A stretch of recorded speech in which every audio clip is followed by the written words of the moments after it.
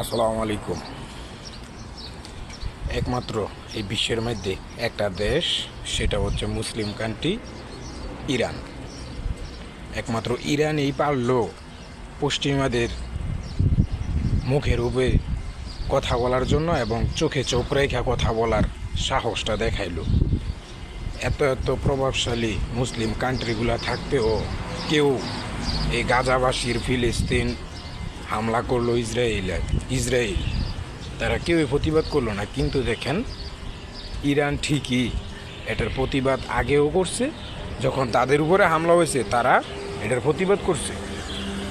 ঠিক আছে, এত বড় বড় Qatar, Kuwait, Iraq, Saudi, Oman, Bahrain, কত বড় বড় দেশ, আর অনেক দেশের নাম না কইলাম, তারা অনেক বড় বড় দেশে মনে করেন যে তারা কেউই প্রতিবাদ করে নাই। কিন্তু দেখেন, আজকে তারা ইরানের মতো একটা দেশ, ওনাদের কথা হয়েছে, ইরানের কথা হয়েছে গিয়ে মনে করেন যে তারা তাদের দেশে পারমাণবিক অস্ত্র বানাইবো না কি বানাইবো এটা তাদের ব্যক্তিগত ব্যাপার। এই তারা যা কাজ করে তারা বুঝবো। এখানে পশ্চিমাদের এবং আমেরিকার কিছু যায় আসে না।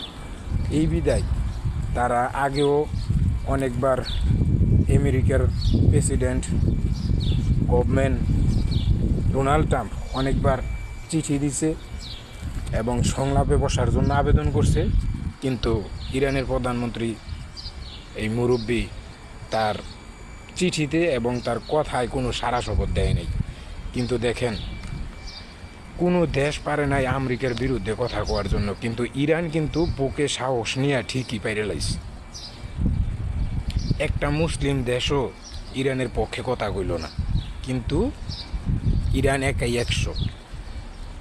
জাস্ট অনেকে গোপনে সাহস দিছে, অনেকে গোপনে অস্ত্র দিছে ইরানকে, আর বেশিরভাগ ওই মুসলিম দেশগুলা মনে করেন যে আমেরিকা এবং ইসরায়েলকে সাপোর্ট করছে, সহযোগিতা করছে, গোপনে তেল দিছে। ঠিক আছে, এই আরব কান্ট্রিগুলা থেকে তাদের জন্য ইসরায়েলকে, আমেরিকাকে তেল পাঠানো হয়েছে। কিন্তু আজকে তারা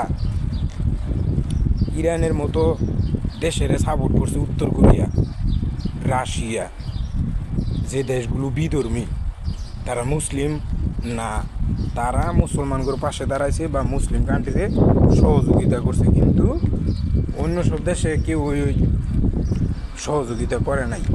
ইরান আজকে বাঘের বাচ্চার মতো যখন